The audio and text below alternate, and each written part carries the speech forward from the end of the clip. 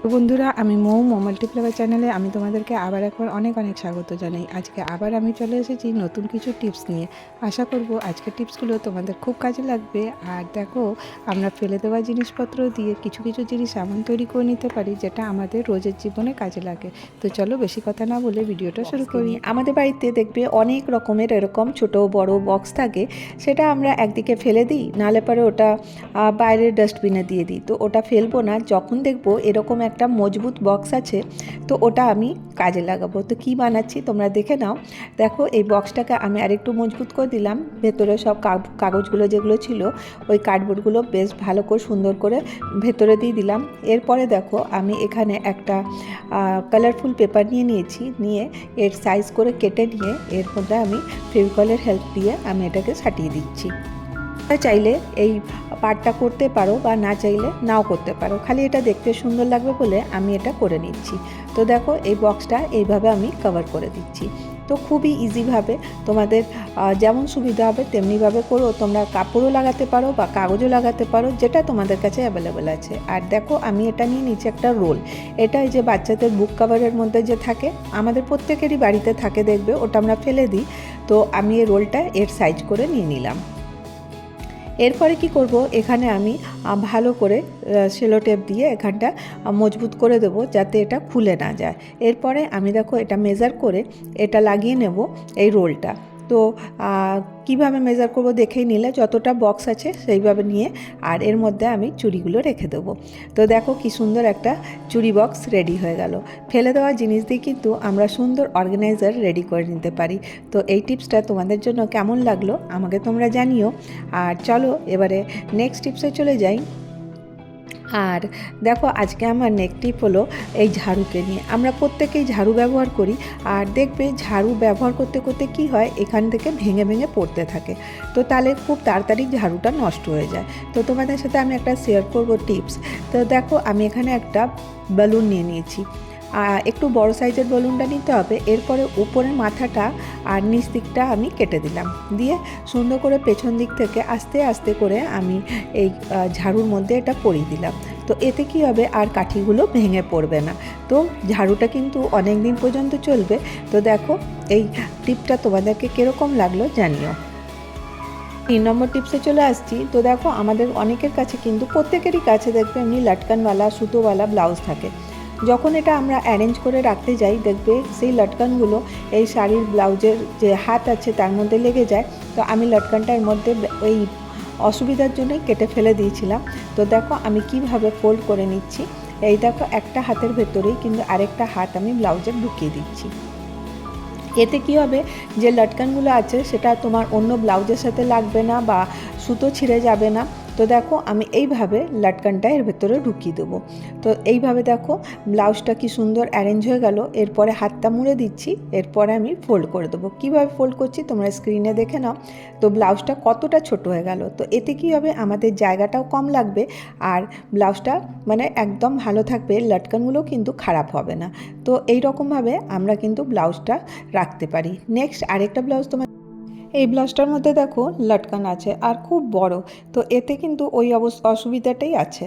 আর তো দেখো, আমি এই লটকানটা এভাবে নিয়ে নিচ্ছি, বেঁধে নেব। আর এটা ব্যাকে এর যে হুক আছে এর ব্যাকে আছে। তো জাস্ট এইভাবেই আমি উল্টো করে নিলাম, আর নিয়ে একটার ভেতরে একটা ঢুকিয়ে তার মধ্যে লটকানটা ঢুকিয়ে দিলাম। আর এইভাবে দেখো ব্লাউজটা আমি ফোল্ড করে নিলাম। তো দেখো খুব সুন্দর করে আছে, লটকান কারোর সাথে লাগবে না। আর এইভাবে আমরা কিন্তু অ্যারেঞ্জ করে রাখতে পারি। চলো এবারে নেক্সট টিপসে চলে যাই। এরকমের ব্যাগ আমাদের প্রত্যেকের ঘরেই থাকে, আর এটা আমরা ইউজলেস বলে ফেলে দিই। তো এবার থেকে এই ব্যাগ কিন্তু ফেলবে না, এই ক্যারি ব্যাগগুলো কিন্তু অনেক কাজে আসে। দেখো, ক্যারি ব্যাগটা আমি এইভাবে মুড়ে নিলাম, নিয়ে এই ঠিক মাঝখানটাতে আমি একটা কাঁচি দিয়ে কেটে দেবো। ছোট্ট করে কাটবো, খুব একটা বড় করে কাটবো না। তো এটাতে কি হবে, একটা সার্কেল মতন হয়ে যাবে। তো এখানটা আমি কি করব বলো তো, এখানে যে আমাদের কাছে পুরানো পলিথিনগুলো যে আমরা কোনো জিনিস আনলে তার সাথে থাকে, সেটা ফেলবো না। এগুলো কিন্তু ডাস্টবিনের কাজে আসবে। যে ওয়েস্ট ম্যাটেরিয়ালগুলো আমাদের ঘরে থাকে সেগুলো ফেলার কাজে আসবে। তো দেখো, আমি এগুলোকে বেশ গুছিয়ে সুন্দর করে আমি এই ব্যাগটার মধ্যে রেখে দেবো। তো তো দেখো এইভাবে একটা একটা করে রেখে দিচ্ছি। তো তাহলে পরে কোনো জায়গা কনজাস্টেডও হবে না, আর কি হবে, দেখতেও ভালো লাগবে। যখন দরকার হবে এইভাবে টেনে বার করে নাও। তো দেখো এইভাবে কিন্তু আমরা এইভাবে অ্যারেঞ্জ করে রেখে দিতে পারি। যখন দরকার হবে তখন কিন্তু আমরা পলিথিনটা বার করে ইউজ করে নেবো। নেক্সট টিপসে চলে আসি, টিপ নাম্বার 5। তো দেখো আমরা যখন রান্না করি তারপর দেখবে তেলচিটা থাকেই, কখনো হয়তো ধোয়ার সময় নেই, মানে গ্যাসটাকে খুব ভালো করে, তখন কি করব, একটুখানি ট্যালকাম পাউডার এর মধ্যে ছিটিয়ে দেবো। আর ট্যালকাম পাউডার আমাদের প্রত্যেকেরই ঘরে থাকে। তো আমার কাছে এই ট্যালকাম পাউডারটা আছে, এটা এক্সপায়ারি হয়ে গেছে, সেই জন্য আমি ইউজ করছি। আর দেখো এইভাবে গ্যাসের মধ্যে ছিটিয়ে দিচ্ছি। বলো তো কী হবে? তো দেখো যত আমার তেল কাজটা ছিল মানে গ্যাসটার মধ্যে, সেইগুলো কিন্তু একবারে উঠে যাবে। আমি একটা নিউজ পেপার নিয়ে নিচ্ছি, এইভাবে জাস্ট ঘষে দেবো। তো দেখো যত তেল তেলে ভাব ছিল এই মানে গ্যাস স্টোভটার উপরে, সেগুলো কিন্তু একদম সুন্দর করে তেল চিটচিটে ভাব কিন্তু একদম সরে যাবে, তেল একদম থাকবেই না। তারপরে এই দেখো এইভাবে, আর তারপরে একটা ভিজা কাপড় দিয়ে তারপরে উপর থেকে একটুখানি পুছে নিলেই হয়ে যাবে। তো দেখো সুন্দর করে এইভাবে ডলে ডলে আমি পরিষ্কার করে নিচ্ছি। যত তেল ভাব ছিল, দেখো কত নোংরা, এগুলো কিন্তু একবারে একদম সুন্দর করে বেরিয়ে গেল।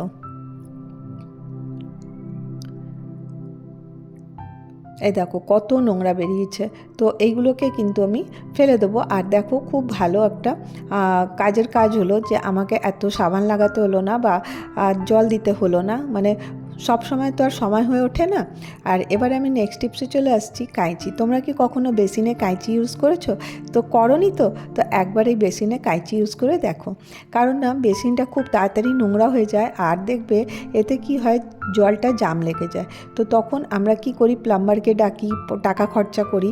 তো সেই জন্য এই দেখো, তাছাড়া আমরা কাঠি দিয়ে খুঁচাতে থাকি, তো তার জন্য কি হয়, যত নোংরা থাকে এগুলো নিচে পড়ে যায়। তো আমি কাঁচি দিয়ে দেখো এইভাবে টেনে টেনে এই নোংরাগুলোকে বের করে নিচ্ছি। খুবই ইজিলি, খুব সহজে বেরিয়ে যাবে যত নোংরা অনেক দিন আগেকার দেখো কালো কালো পুরো নোংরাগুলো বেরিয়ে যাচ্ছে। তো এইভাবে কিন্তু আমরা নিজের সিঙ্কটাকে পরিষ্কার করতে পারি। আজকে আমি তোমাদের সাথে এই কটা টিপস শেয়ার করলাম। কোন টিপসটা তোমাদেরকে সবথেকে ভালো লাগলো জানিও। আবার তোমাদের সুস্থতা দীর্ঘায়ু কামনা করে আজকের ভিডিও এখানেই শেষ।